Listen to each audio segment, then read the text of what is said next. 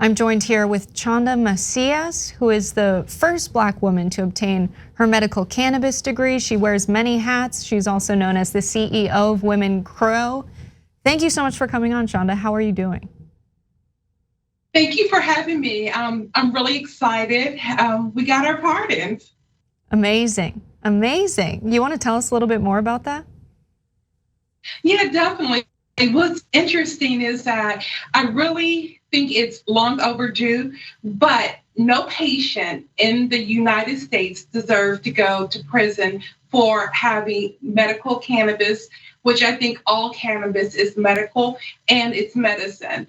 And for the president to now grant us pardons on the federal level definitely brings awareness to our cause and our movement, and to be able to take the medical cannabis industry to a whole nother level. And a lot of your work has been focused on women specifically and minority communities that were disproportionately impacted by the criminalization of marijuana. Can you say a little bit more about, being a woman in the industry? Is there anything more we have to do maybe to correct the difference? There's disproportionately white folks who own marijuana dispensaries and are involved in the sale of cannabis now that it's legal in many places. Can you say some more about what your work looks like in that respect and what maybe you think should be done? Definitely. So right now we have almost over 38 states that have been legalized cannabis to some degree, yet ownership for minorities is less than 4% of the whole entire industry. And then when you put like being a woman on top of that, I'm like non-existent. I'm the only one, and it's time to change that narrative. It's about empowering women that are more capable of being able to nurture or provide healthcare needs to patients and to people. And so when I look at the industry, not only has it had a lot of injustice for patients, but it also has for ownership. And so that's why we have initiatives that really focus on social equity, so we even have access to be a part of this industry. I think it's really interesting, your approach here, right? Seeing cannabis as medicine, and a lot of your work focuses on growth in the market by finding the appropriate strains for certain ailments. I remember when I was growing up, it was kind of like, you get what you get and you don't get upset. Now I live in California, there's access to more strains, and it's amazing the technology there. Can you say more about finding the right strain for ailments? Yes, it's strain-ailment alignment. That's a key phrase I coined really early in my career when I saw that certain strains really perform their best with certain conditions. So I wouldn't change, if I had to work with patients and help them select their medication, all cancers are not the same. There's brain cancer, there's breast cancer, there's prostate cancer. And for me, being a biomedical researcher, I really start to look at the different components of the different strains and align them with a condition that can help the patient have that improved quality of health over time. And so cannabis is very much so a medicine. It's an alternate form of medicine, but it is unbelievable that in 2022, with over 38 states legalized, that people are still being imprisoned for using medication. Yeah, that framing is so important, because when I think about crimes, and when most people I think about crimes, they think about a social contract being broken, someone harming someone else. I don't consider people who want to smoke a little bit of weed dangerous. And in fact, as you point out, you're a woman of science, you're a biomedical researcher. You're looking at this as this is medicine, this helps people.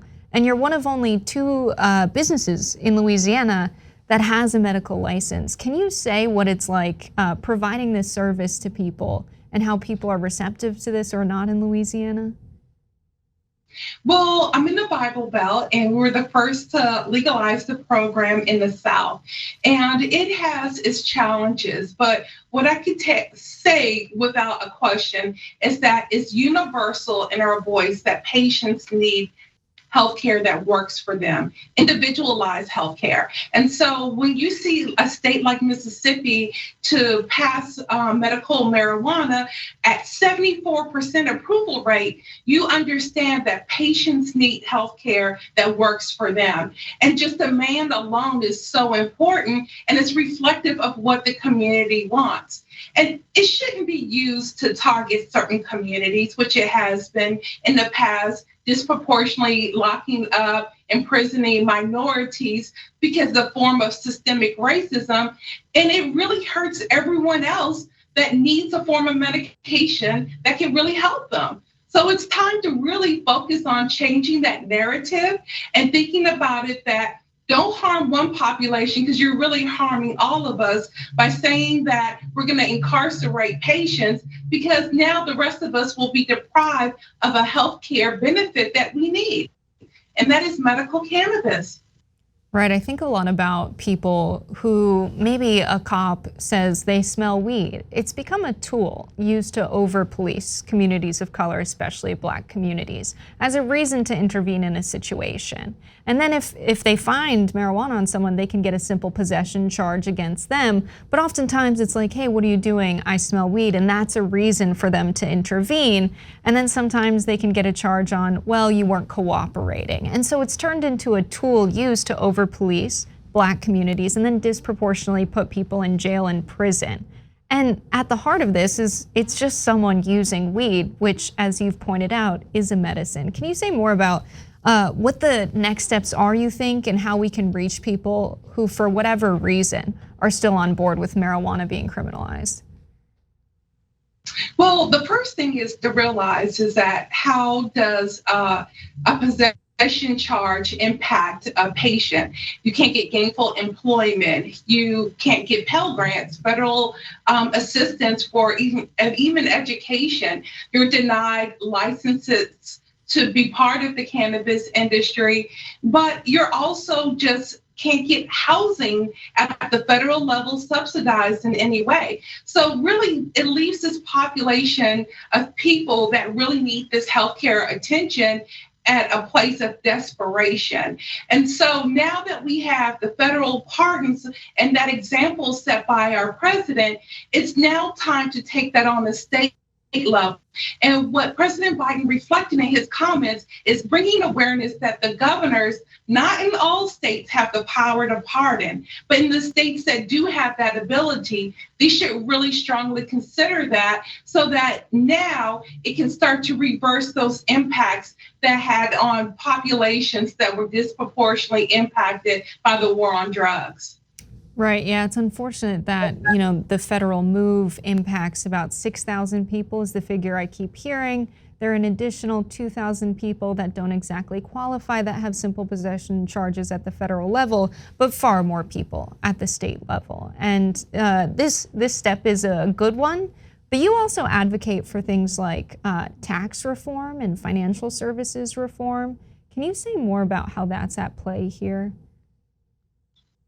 Definitely. So what's so interesting right now is I'm so proud of our Congressman Troy Carter. He has been a champion in both the launching the Medical Marijuana Misdemeanor Expungement Act, where now that you've been pardoned, that on the federal level, you need your record cleaned up. And cleaning up your record takes a process, and he has laid out a plan to be adapted on the federal level so that now it's removed from your record these convictions, and that you can have a clear path to your future. Now, also, he's carrying the bill called the Climb Act. The Climb Act allows people like myself that are minority women, veterans, protected classes to have access to loans and funding sources to be a part of the cannabis industry. And so it's really important that we're reflective in this industry, especially since we were disproportionate impacted by the war on drugs. So you've been in this industry for quite some time. You have a strong sense of how the war on drugs has led to our current predicament of so many people being in jail and prison on simple marijuana charges and charges related to those. Now, were people expecting Biden to pardon folks? Were people asking for it in the industry? Is this something that you feel kind of lone wolfing, that you're advocating for it? You know, what's very interesting is that during the campaign, he did address the use of medical cannabis and supported that effort. And we've been waiting as a community to see what that looks like in terms of his support. Was it be some form of legalization? Was it going to be a criminal justice reform or a banking reform? And it was really nice to see that he led that path with really a civil rights or equality movement and bringing awareness to the fact that people have been in prison, and that he would start by instituting those pardons for those that were impacted. What's interesting about this, though, is that until it's really legislation and it's created, it's still a temporary path.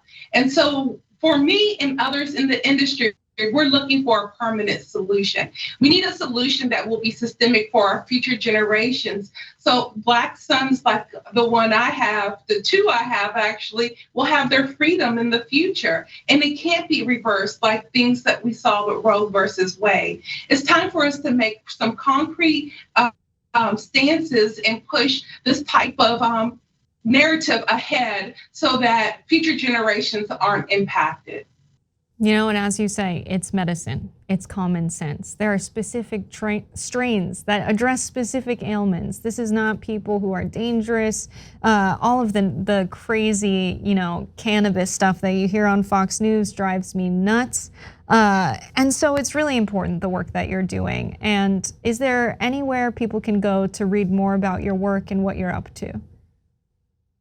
Yeah, definitely. I have a website, Dr. Chanda, DOCTOR, Chanda.com. You can follow me on social media and on womengrow.com. We have a big Instagram following, and we're here to empower people that want to be empowered. Yeah, the word I was searching for there, talking about Fox, was the reefer madness. And this really is the response to the reefer madness, is let's get real about what's going on with cannabis and how it can be used. And what can we do common sense wise? It really is common sense to pass legislation so that this really doesn't impact more people's lives and reverse the impacts of the war on drugs as much as possible and have common sense reform going forward. Is there any last thoughts you have on the topic that you want to share that we didn't get to? Because I want to make sure you have a chance to share this, because you are the person to talk to about this in this moment. Well, I think a lot of times patients are really scared about using cannabis and they use it as a last resort. What I want to tell patients out here is that strongly considering it as a primary source. I believe that the endocannabinoid system, the system that works within us, actually functions and regulates other systems in our body. And so once we have that system at a a balanced view, then the body can function the way it was meant to be. So really consider that and, stay strong in the movement. Please support marijuana legislation and our rights to actually have health care. Yeah, marijuana is medicine and maybe can help you reach homeostasis. I like it. Thank you, Dr. Chanda Macias, for coming on and talking with us tonight. Really appreciate your perspective on this. Thank you. Thanks for watching The Young Turks. Really appreciate it. Another way to show support is through YouTube memberships. You'll get to interact with us more. There's live chat emojis, badges. You've got emojis of me, Anna, John, JR. So those are super fun. But you also get playback of our exclusive member-only shows and specials right after they air. So all of that, all you gotta do is click that join button right underneath the video. Thank you.